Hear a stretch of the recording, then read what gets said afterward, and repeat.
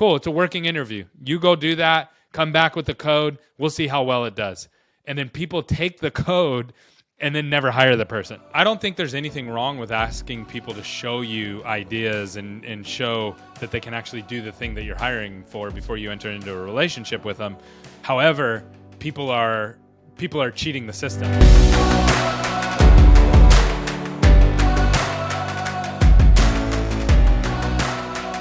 Welcome back to a brand new episode of the 8-Figure Agency Show, where a successful entrepreneur and a soon-to-be successful entrepreneur help you build an 8-figure agency by documenting our successes and our failures. So, Derek, all right, I got a question for you. Have you ever had McDonald's Coke or Sprite? Absolutely. The Sprite is extra good.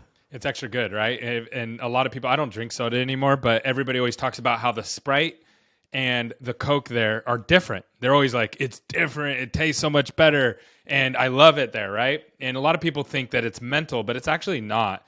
So there's a couple things that they do to make the Coke taste better and the Sprite taste better. So number one, most restaurants have all of the soda dropped off in plastic bags. Have you ever seen those boxes with the plastic bags that you hook to with the syrup? Yeah. So McDonald's uses steel containers, and they have a deal with Coke and Sprite that they're the only ones that get that. The other thing they do is they put extra carbonation. And the other thing to make this all come together is they have bigger straws. Their straws are bigger than other restaurants. So you get more carbonation. That's why it burns your nose when you drink it, is because you're actually getting more of the carbonation, and you're getting, instead of plastic flavor from the syrup, it's from the steel container where you're not getting any of that residue. So that's why it actually tastes better. Now, why are we bringing this up at the beginning of the episode? Little things. You can do little things that most people will never notice. People aren't thinking like, man, I really want to go to McDonald's because of their Coke, but people go to McDonald's because of their Coke. And you can do the same thing in your business. All you have to do is find something that can separate you from everybody else. And there's millions of things inside of your company that you can do to make that happen. When you think about soda, you think, oh, no. Soda, you can't change it. Everybody's the same. All the rules are the same. Everybody has the same soda. Wrong.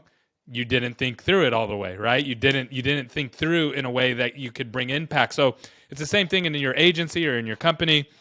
You can find things that will make you very, very unique, and they can be very subtle and bring massive impact to the way people feel about your company. Crazy. Now I'm craving a McDonald's Sprite. I don't know about anybody listening or watching, but now I'm craving a McDonald's Sprite. No, it's a really interesting topic because so many people miss this, and it's kind of the concept of not needing to reinvent the wheel. So McDonald's didn't reinvent the wheel. They took something that everybody already wants and needed, but they found a better way to deliver it without people even realizing how simple it is for them behind the scenes. But it makes it 50 times better, to the point where we're talking about it on this show today. Little things like that can be done in your agency as well, like Gary, you were saying, right? Like things from customer service to how quickly you respond to a message, to how you respond to a message, to how communication works, to how you deliver for revisions, right? Like those little things, if you fix those, clients might not even tell how slightly different it is on your end, but it can be so much better that they choose to do business with you over a competitor that delivers the same thing. So it's a really interesting topic. Yeah, absolutely. There's another thing that I've been reading about as well. Have you ever heard of ghost jobs? No idea. So I'll tell the audience, when I brought that up to you, I was like, hey, do you want to talk about ghost jobs today? You were like, what is that? And so I knew right away, okay, this is a good topic. So a ghost job is this. So right now, the economy is in an interesting pace in the United States because you have high inflation. You have, it seems like the economy is kind of slowing down. It's not moving as fast, and people aren't spending as much money. But at the same time, you have high employment rates, meaning you have low unemployment, right? And there's actually all these jobs out there. And so what the government does is they look at all the jobs out there and they go, okay, well, if we have 1 million people that need a job and there's 10 million jobs out there, we're in a good place. We're in a healthy place, right? And that means that there's not enough people to fill the jobs. However, there's a little thing out there called ghost jobs. And what a ghost job is a company who posts jobs that they don't have any intention for hiring for. Let me explain why that is. So first, you have companies that are always hiring. So they're just like, we're always hiring for these different positions. But always hiring doesn't mean that we're hiring this month.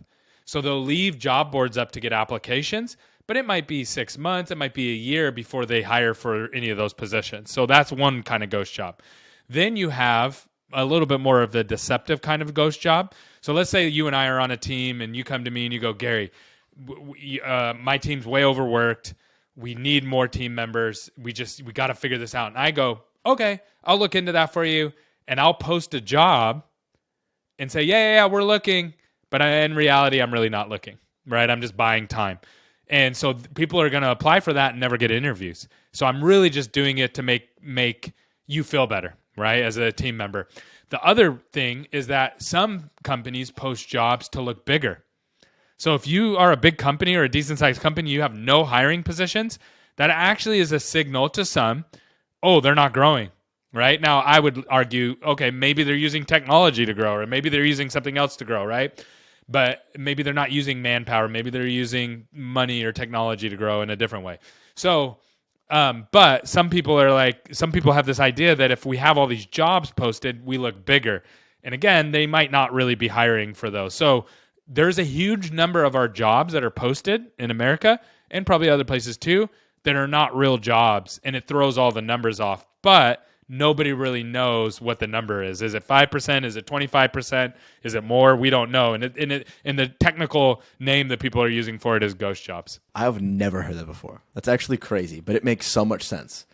Like it's one of those things that like is not surprising to hear, but the fact like it's just got such a cool name, ghost jobs. That's really interesting. How have you seen this been impacting, anybody in the marketing agency space? Is this a common thing agencies do? I don't know if it's a common thing that agencies do, but I do know that there's a percentage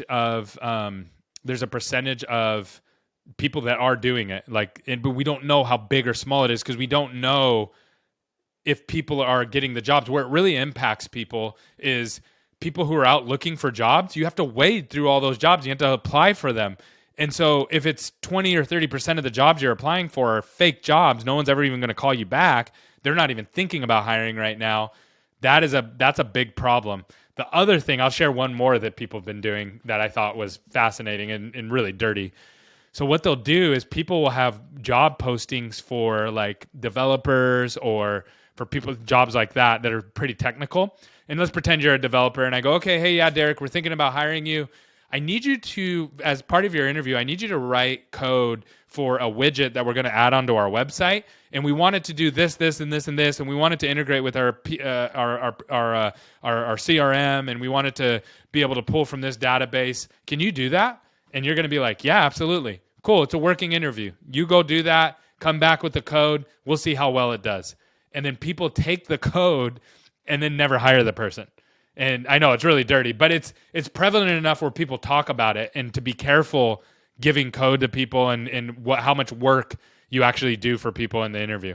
Yeah, so I actually, part of the hiring process in my company for different roles, whether it's a writer or an editor, or even sometimes an account manager, we include a working interview process sometimes. The reason why is when we're hiring, there's just so many people that typically apply. 99% are atrociously bad. Like, we've recently been hiring for writers, right, and copywriters, and wow, like 99% of people are extremely, extremely atrocious. And so the sample allows us to filter it out. But what we never do is we never give them, like, we make up the sample. We never make them write a sample for them and then use the work. A, because usually the work is missing key components that doesn't allow us to ship it. But B, because that's just ridiculously unethical. That's so wrong. I don't know. I don't like that. I do get frustrated sometimes, though. Maybe a little bit not rightfully so. But sometimes it's a deal breaker. And people say it has to be a paid trial. I'm like, well, listen, then you're not going to be able to compete here. No, I don't think there's anything wrong with asking people to show you ideas and show that they can actually do the thing that you're hiring for before you enter into a relationship with them. However, people are cheating the system, right? So you have to keep that in mind that people are taking advantage of that. Speaking, Gary, of cheating the system, I have a cool update for you that I think you're going to appreciate here right now. I messaged you, Gary, the other day, and I asked you, what was the name of that AI software that allows you to change, videos and stuff like that? I had a sales call with them, and it looks like I most likely will be using their services. But I want to give everybody an update on what this is. The platform is called Tavis.io, and let me just say, I would want to invest. Like, they didn't raise a Series A yet. Like, I'd write them a check for this because that's a really, really interesting platform. And if they can just keep moving faster before Loom offers a service like this, because once Loom offers it, it's over. Loom is going to send one email to their 2 million customers, and they're going to do it for a quarter of the price, and they're going to kill everybody in the market. Or they already own that. No, space. Eventually it'll be free. Yeah, I think. But probably. Yeah. with technology, because you can just add it. So think about it this way, Derek. Well, first finish what you were going to say, and then we'll talk about the economics of it. Yeah, absolutely. I will tell you this. So they have a really beautiful website, probably looking at it on screen right now. But if you're listening to this podcast, then it was a really beautiful landing page, classic SaaS company landing page, sold me. You go to the pricing page and it's got two options. One says book a meeting, and one says give us a try at $275 per month. And for $275 per month, you get 200 videos. Now, 200 videos might sound a lot, but it's not, because when you're sending sales emails and you want to send 50 a day, that's like less than a week's worth of emails, right? So it's not that many. And so what I'm talking about is this: video outreach has been an underrated strategy to get new clients. Instead of sending a cold email, you send a cold video. I have literally been sending 40, or between me and my co-founder, 40 cold messages a day, custom filming every video. It is a pain. It is really long, really tiring, really boring, at least for me, because I don't like doing those manual labor tasks. And it's tough. It wears on you quickly. What are you sending it? How are you sending it? Are you sending it via text? We're recording a Loom. Okay. Recording a Loom, and then we're sending it via cold email. We're dropping the link and LinkedIn message saying, hey, we recorded you this video. Check this out. We got some feedback for you. And it does pretty well. But you mentioned previously that there is an AI that can do this personalization at scale. So Tavis AI, I got on a sales call with them, and why I'm bringing this up is their pricing. I literally argued with the sales guy. I was like, buddy, your pricing is atrocious. They pulled up a pricing sheet and they broke it down on a per video basis. It is horrible. It is really bad. I was like, listen, I understand you guys have costs. And then they were like, we have costs. I was like, I don't care about your costs. Give me another plan. Don't make people do the math of how much they're going to have to pay per video. Just say I have a $275 plan, I have a $575 plan, a $995 plan a month, and then I have an enterprise plan. But don't give me a pricing sheet that says if I do this many videos, I pay this much per, this much per. They proceeded to drop their price in half. Okay, they gave me like almost the best pricing for the least amount to get us started, to top it off. So they commoditized themselves instantly.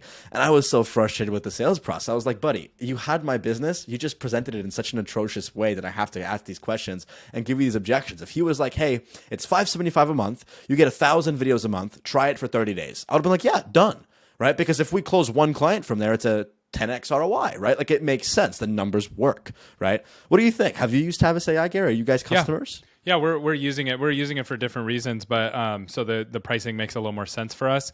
But yeah, I love the way you're using it. I'm actually taking notes right now. I knew you could use it for sales, but I'm like, yeah, that's a good idea, because I could really scale from the sales side. But highly recommend. Yeah, so but here's the way I look at it, Derek. Even if it costs you $1,500 a month, let's say, right, to send send 50 videos a day, right?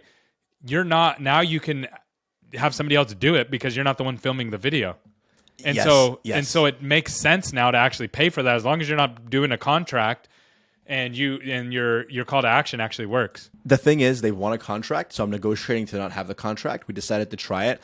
I'm going to get really vulnerable, and I'm going to share something that's going to be a really value to people because I'm building this live. Gary, you might find this valuable as well. Alrighty, with that said, guys, thanks so much for watching and listening to this episode and tuning in, leaving you guys on a little bit of a cliffhanger. So stay tuned till next week, because you are going to want to hear it, because Gary's mind was blown and he might have clarified some things with me like 50 times. Probably one of my favorite episodes we have filmed yet. But in this episode, guys, go get yourself a McDonald's Sprite to celebrate listening all the way through, and stay tuned, because next time we are going to dive into some really, really exciting tools that can transform your sales system. If you like this episode, consider leaving us a review on Spotify, Apple Podcasts. Check us out on TikTok, Instagram Reels, YouTube Shorts. Gary, the clips have been blowing up. We've been doing like 2 to 3 million views a month across TikTok and Instagram. Let's so go. Lots of growth there, lots of traffic. Instagram, I think, is at like 5,000 followers now as well, which is huge, massive. And I think TikTok's at like 1,500. I'd have to check. I might be wrong about that. So we're growing. We are growing. Let's go. With that being That's said, guys, awesome, thanks man. so much for watching and listening to this video, and we will catch you guys in the next episode. Peace.